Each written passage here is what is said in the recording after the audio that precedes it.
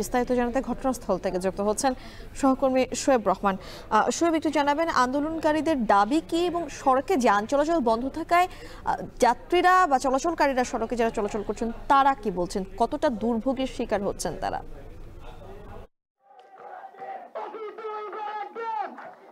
চট্টগ্রামের পটিয়ার এই যে বাইপাস এলাকা, এই এলাকা দিয়েই মূলত চট্টগ্রাম থেকে কক্সবাজার এবং কক্সবাজার থেকে সারা বাংলাদেশের মানুষজন যে যানবাহনগুলো রয়েছে সেই যানবাহনগুলো কিন্তু চলাচল করে।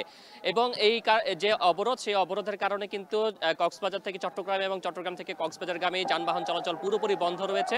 এবং আপনি দেখতেই পাচ্ছেন যে সড়কে অবস্থান নিয়ে ছাত্র জনতা তারা বিক্ষোভ প্রদর্শন করছেন, তারা স্লোগান দিচ্ছেন এবং দুপুর 12টা থেকে এখন প্রায় আড়াই ঘন্টা হতে চললো, আড়াই ঘন্টা যাবত কিন্তু এই সড়কটি বন্ধ রয়েছে। এতে করে দুই পাশে দীর্ঘ যানজটের তৈরি হয়েছে এবং তারা বলছেন তাদের যে দাবিটি রয়েছে যে পটিয়া থানার যিনি ভারপ্রাপ্ত কর্মকর্তা তার অপসারণ করতে হবে এবং তার অপসারণ না করা পর্যন্ত তারা তাদের যে আন্দোলন সেই আন্দোলন তারা চালিয়ে যাবেন।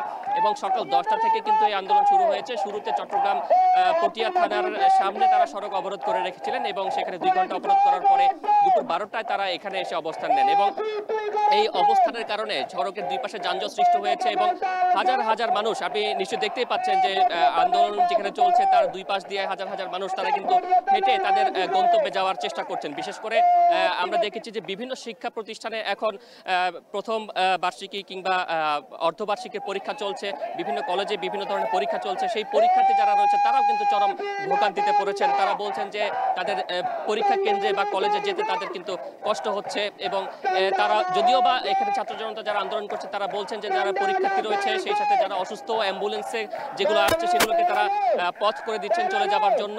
এবং অন্য যে সাধারণ যাত্রীরা রয়েছেন তারা কিন্তু ব্যাপক ভোগান্তিতে পড়েছেন এবং 2 ঘন্টা যাবত এখানে কিন্তু কোনো যানবাহন চলাচল করতে পারেনি। 2 ঘন্টা ধরেই কিন্তু এই সড়কে যানবাহন চলাচল বন্ধ রয়েছে। এখন পর্যন্ত প্রশাসনের কিংবা পুলিশ প্রশাসনের কাউকেই কিন্তু আমরা ঘটনাস্থলে আসতে দেখিনি এবং এখনো পর্যন্ত যে আন্দোলনকারীদের সাথে কথা বলে বিষয়টি সমাধানের কোনো উদ্যোগও কিন্তু এই জায়গাটিতে আসলে চোখে পড়েনি।